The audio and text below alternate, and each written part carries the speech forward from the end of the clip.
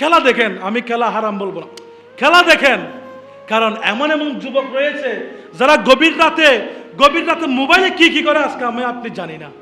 তো মোবাইলে জেনা করার চাইতে খেলা উপভোগ করা তো ভালো। খেলা জায়েজ, দেখেন খেলা। ইমাম হুসাইনের মহব্বতে আমারে ইমাম সাহেবে আসসালাতু খায়রুম মিনান নওম বলে বলে কখনো 5টা বাজে উঠাইয়া মসজিদে আনতে পারে নাই। আজকে রাতের 3টা বাজে আর্জেন্টিনা আমারে মাঠের মধ্যে বসাই দিয়েছে। আজকে রাতের 3টা বাজে ব্রাজিল আমারে বসাই দিয়েছে। খেলা দেখেন, আমি খেলা হারাম বলবো না, খেলা দেখেন। কারণ এমন এমন যুবক রয়েছে যারা গভীর রাতে মোবাইলে কি করে আজকে আমি আপনি জানি না। তো মোবাইলে জেনা করার চাইতে খেলা উপভোগ করা তো ভালো। আজকে আলেমদের ঠেলাঠেলিতে, হারামের ঠেলাঠেলিতে, ফতোয়াতে বাঁচা যায় না। আমি বলবো খেলা জায়েজ, দেখেন খেলা, কিন্তু নামাজ যাতে বাদ না যায় সেই বিষয়েও খেয়াল রাখতে হবে। আজকে আমি যদি খেলার ফতোয়া দিয়ে এখানে হারাম, আমার যুবক ভাইয়েরা গভীর রাতে হেডফোন লাগাই মোবাইলের মধ্যে কোন ফাফের জগতে ঢুকে যায় আমি আপনি জানি না।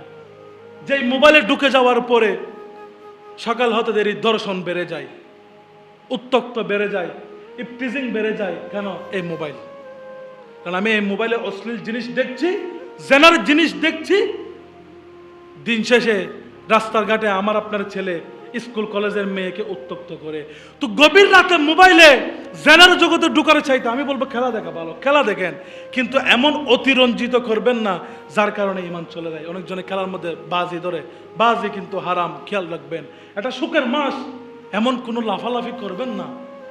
একটাবার যদি আপনার লাফালাফি করার কারণে আপনি খেলা দেখেন, উপভোগ করেন, সকালের নামাজ পড়ে ঘুমান।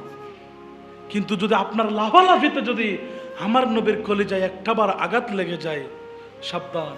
এটা শোকের মাস, কারবালার মাস। আমি ইজিদের জন্য নয়, ইহুদির জন্য নয়, আপনি কাফেরের জন্য নয়, ইমাম হুসাইনের জন্য দিওয়ানা হয়ে যান।